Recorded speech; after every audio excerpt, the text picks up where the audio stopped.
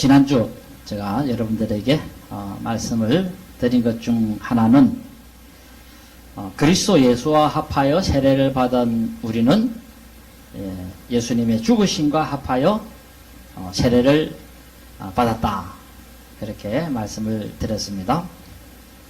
여기 합하여 세례를 받다 하는 이 의미에 대해서는 예수님 안으로 또 예수님 속으로 하는 그런 의미가 있다 그랬습니다. 자, 그러므로 예수님과 합하여 세례를 받았다 하는 이 말은 예수님 속으로 하는 그런 의미. 예수님 속으로 세례를 받았다. 예수님 안으로 세례를 받았다. 이게 무슨 뜻입니까? 예수님 안으로 들어갔다, 속으로 들어갔다. 이 말은 예수님과 한 몸이 됐다는 그런 의미의 뜻으로 보면 되겠습니다. 자, 그래서 예수 그리스도 속으로 들어가서 예수님과 이제 믿는 사람이 하나 되는 일이 발생하게 되었다는 것입니다. 자, 그러므로 여러분들도 로마 기독교인들처럼 한 몸이 되는 놀랍고 신기하고 묘한 그런 현상이 일어났는 줄로 아시기를 바랍니다. 자, 그리고 성령 세례를 주시는 그 이유는 이렇게 하나님께서는 예수님을 통해서 성령 세례를 주시는 것은 크게 세 가지 이유가 있다. 그렇게 말씀을 드릴 수 있습니다. 세 가지 이유. 첫째는 앞서 조금 설명을 해드렸습니다. 예수님 속으로 들어가게 하려는 것 때문에 그렇다. 그래서 이제 예수님과 내가 한 몸이 됐다. 이것을 우리에 잘 떠올릴 수 있어야 되겠습니다. 전에는 각각의 개체였습니다. 예수님 따로, 내 따로 이랬는데 지금은 예수님과 내가 착 달라붙어진 그런 존재가 되어졌다는 것입니다. 합판 아시죠? 합판.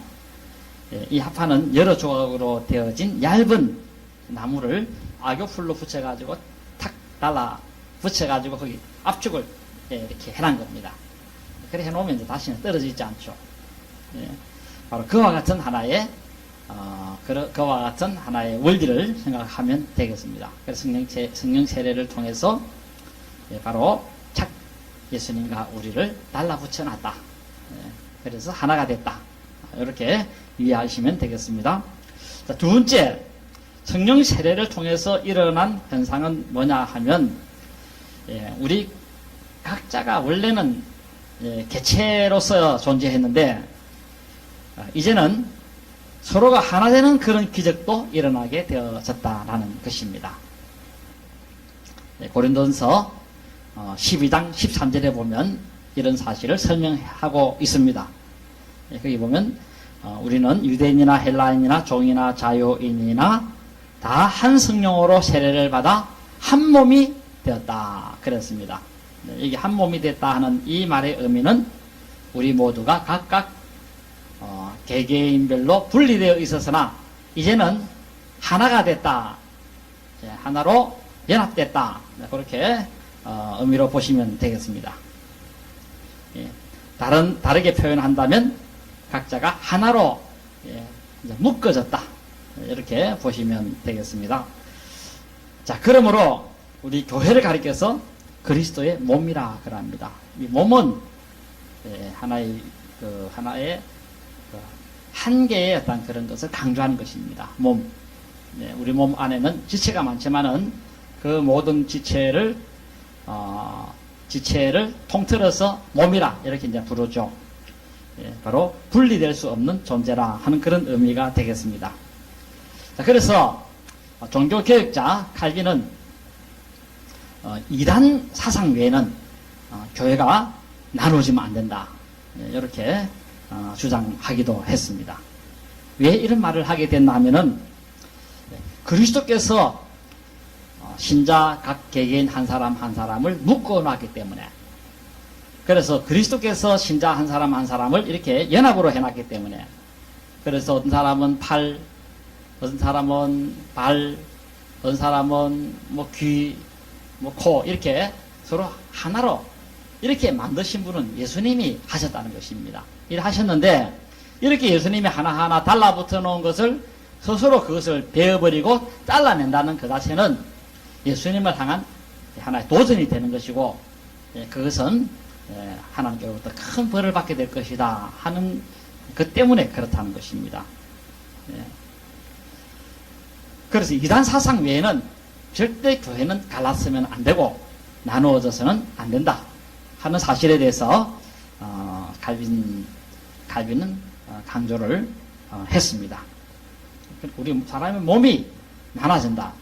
있을 수 없는 일 아닙니까? 팔이 몸에서 떨어져 나간다. 있을 수 없는 일이죠. 자, 그래서 그런 의미에서 교회를 분열시키는 죄만큼 큰 죄는 없다. 이래 보시면 됩니다. 뭐 여러 가지 죄의 그런 그 경중이 있습니다만은 교회를 분리시키는 것만큼 큰 죄는 없다. 그래서 교회를 분리시키는 사람은 하늘나라에 못 들어간다 하고 사도 바울이 갈라디아서에서나 고린도서에 보면은 기록이 쭉 되어 있습니다. 교회를 분리시키는 사람은 하늘나라에 들어갈 수 없다. 왜냐니까 죄가 너무 크다는 것입니다. 이런 죄는 용서받을 수 없는 죄라는 것입니다. 우리가 용서받을 수 있는 죄가 있고 용서받을 수 없는 죄가 있는데 교회를 분리시키는 이런 것이야말로 너무 그 죄가 막중해서 용서받을 수 없는 죄다 하고 그렇게 말씀하고 있습니다. 자, 그리고 이렇게 우리가 하나 됐기 때문에 한 몸이 되었기 때문에 형제간끼리 서로 사랑하는 것은 의무가 되어야 된다는 것입니다. 의무가 되어야 된다. 여러분들이 밥을 드실 때에 뭐로 먹습니까? 손으로 먹습니다. 그렇죠? 손. 먹는데 이 손으로 오늘날까지 몇십 년을 먹었습니다. 그렇죠? 말로 먹었습니까? 손으로 먹었습니다. 근데 여러분들이 이 손을 얼마나 고생했습니까? 이게 고생했는데 야야 니 고생했다고 이렇게 사다듬은 적 있습니까? 자기 전에 혹시 니 참 밥 먹는다 고생 많이 했다 야야 한 적 있습니까? 그리고 이 손이 내 칭찬 좀 해도 이러면 야 해놈아 니가 놈이가 이랍니다. 이게 뭐냐면 하나라는 것입니다. 하나는 이런 하나의 현상이 일어난다는 것이죠. 너무너무 당연한 일을 했는데 네가 무슨 칭찬을 받고 네가 무슨 자랑할 게 있느냐 그런 내용의 뜻이 되겠습니다. 우리가 이 참 지체이기 때문에 서로 사랑하는 것은 너무 당연하고 서로 너무나 마땅하다라는 것입니다. 자, 그래서 이 한 지체는 서로 사랑하는 것이 당연하고 그리고 또 그렇게 하는 것이 자기를 사랑하는 것입니다. 나중에 손이 아파 보세요. 이 손이 아프면 어떻게 합니까? 이 눈이 탁 보고 있다가 이 손을 또 돌봐줍니다. 그리고 발도 가만히 있습니다. 병원으로 쫓아가는 이 일에 이 발이 부지런히 움직여가지고 이 손을 아프게 하는 것으로부터 고쳐주는 그런 사랑을 베푸는 것을 보게 되어집니다. 그래서 자기 지체를 사랑하는 것은 꼭 자기를 사랑하는 것이다 하는 그런 하나의 원리가 생긴다는 것입니다. 그래서 결혼한 남자와 여자는 한 몸인데 이렇게 한 몸으로서 남자가 아내를 사랑하는 것은 꼭 자기를 사랑하는 것이다.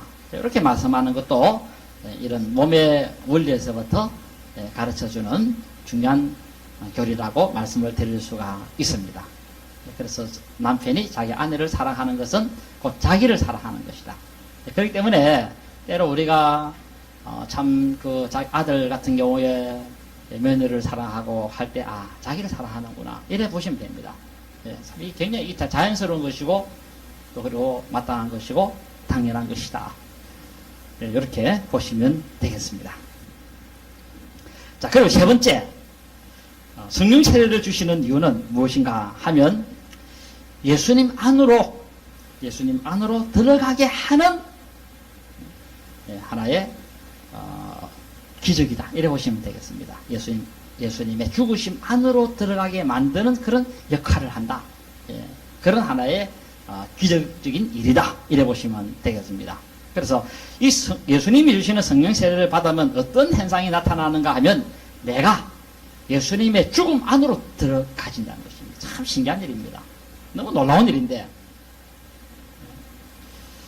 오늘 보면 3절 하반절에 보면 그렇게 말씀하고 있습니다. 그의 죽으심과 합하여 세례를 받았다.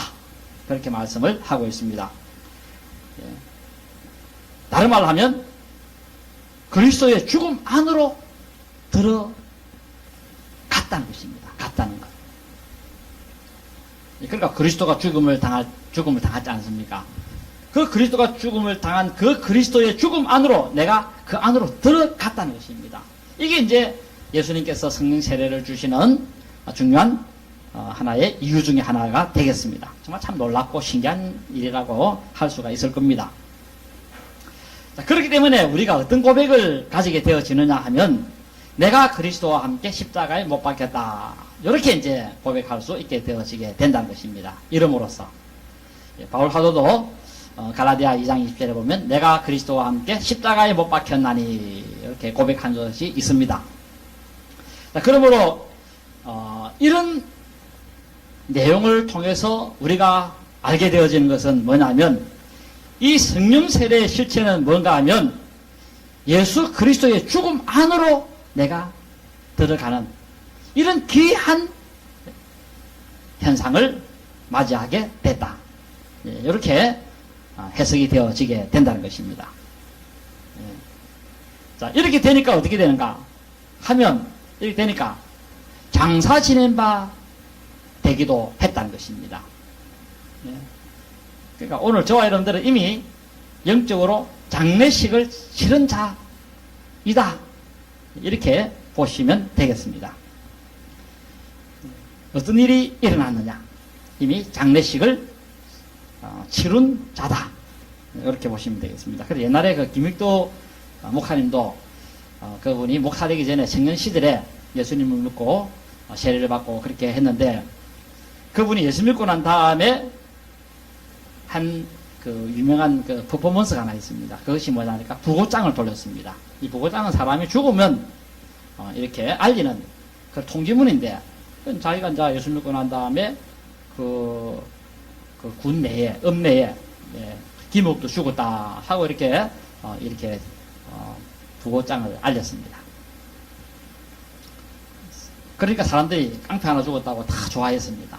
아유 잘 죽었다. 속이 시원하다. 왜냐면 김익도는 유명 깡패였거든요.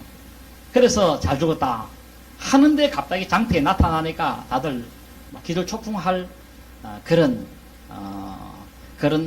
일까지 일어나게 되어진 것입니다.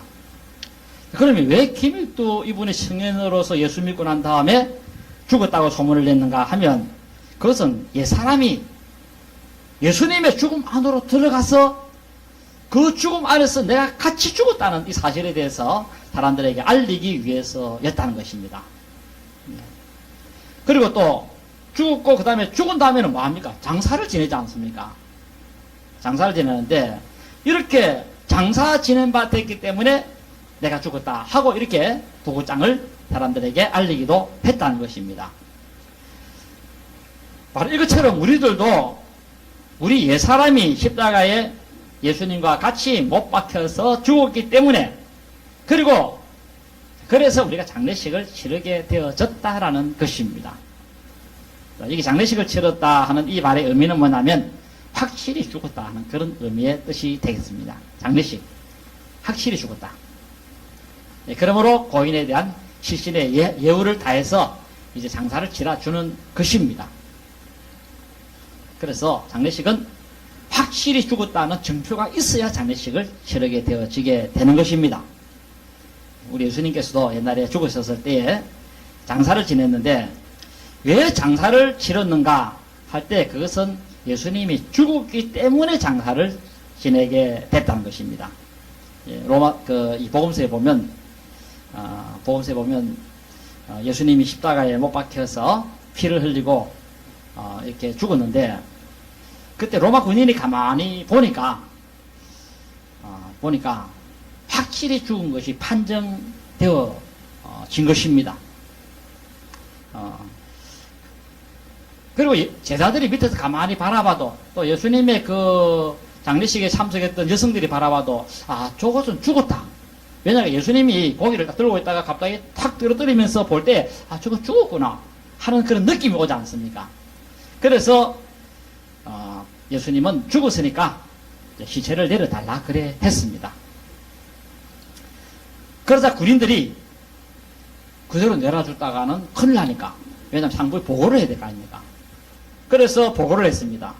그 보고를 빌라도 총독한테 했는데, 지금 예수님이 죽음으로 인하여서 시체를 내려달라고 하고 있고 장례식을 치르겠다 하는데 주도 되겠습니까? 하고 물었습니다. 물으니까 이 빌라도가 놀랍니다. 왜 놀랬나니까, 이렇게 사람이 빨리 죽을 수 있나? 매달린 지가 몇 시간 되도 안 했는데 그래 빨리 죽는 것이 좀 이상하다. 혹시나 수상한 건 없나? 보통 십자가에 못 박히면은 뭐 이틀 3일 정도 가서 죽는다 하는데 이래 몇 시간 만에 죽을 수 있나? 한 번 더 확인해봐. 그래가지고는 그 로마 군인들이 다시 재차 확인을 했는지 알 수는 없지만은, 그런데 죽었습니다. 확실합니다. 숨이 끊어진 것이 분명합니다. 하고 이야기를 하니까 이 빌라도가 그럼 시체 내놔줘서 장례 치러라. 그렇게 하게 되었다는 것입니다. 예, 우리 예수님은 숨이 안 넘어갔는데, 아직도 맥박이 열에 뛰고 있는데, 예, 장례 치러한 거 아닙니다. 십자가에 못 박혀 있을 때 보니까 확실히 죽었다는 것입니다.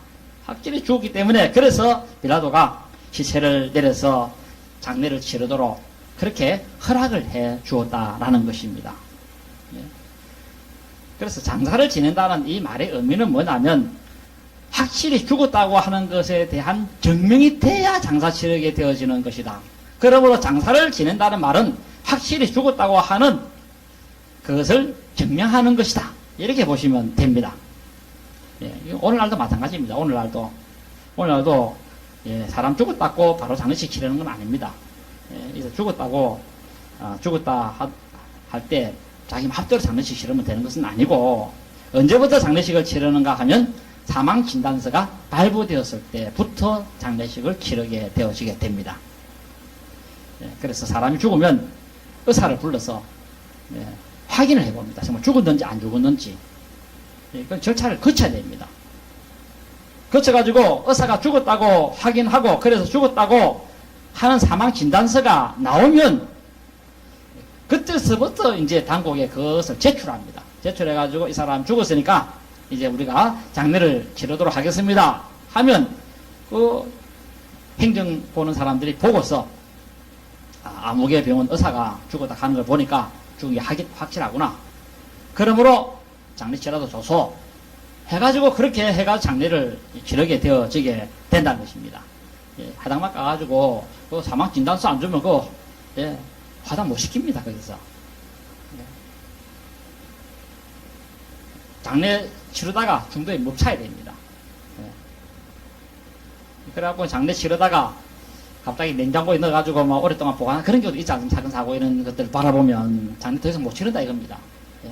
죽은지 안 죽은지도 모르는데, 본인인지 아닌지도 모르는데 어떻게 우리가 장례식을 치를 수 있느냐 해가지고, 그래서 장례 가처분 신청서 내가지고 장례 치르다가 중도에 그만둔 사람 있지 않습니까? 자, 그러므로 장례를 치른다는 이유는 사람이 죽었기 때문에 치른다는 것입니다.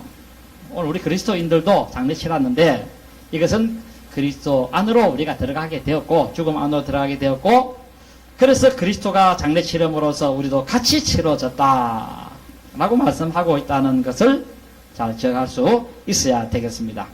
바로 이 내용은 바로 4절 상반절의 내용이라고 하겠습니다.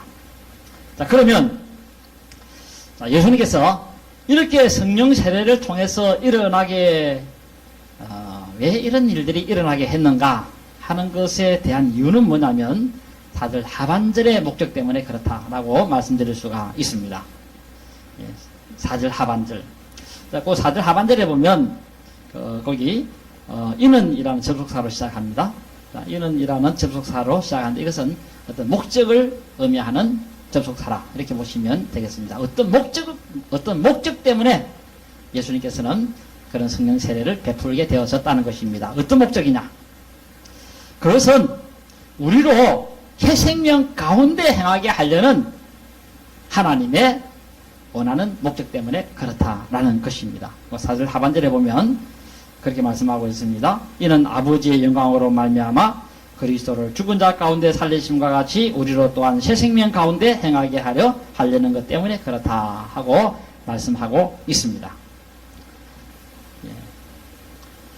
바로 그리스도를 살리신 분은 하나님이십니다. 아버지십니다. 아버지신데, 자, 이렇게 아버지께서 그리스도를 죽은 자 가운데서 살리신 이유가 뭡니까? 왜 자기 아버지가 그리스도를 죽은 자 가운데서 다시 살려서 새 생명을 얻도록 해서 살도록 했느냐 할 때 그것은 오늘 새 생명 가운데서 살게 하려고 하는 목적 때문에 그렇다는 것입니다. 부활한 우리 하나님이 부활을 시켰는데 자기 아들을 부활시켰는데 그 부활시킨 것은 그 부활의 몸을 가지고 살도록 하기 위한 그런 목적 때문에 그렇다라는 것입니다. 예, 이 부활의 몸은 능력 있는 몸 아닙니까? 그래서 자기 아들로 하여금 이 부활의 몸을 입고서 살게 하고자 하는 하나님의 의도가 의도 때문에 그렇다라는 것입니다. 바로 이것처럼 우리들도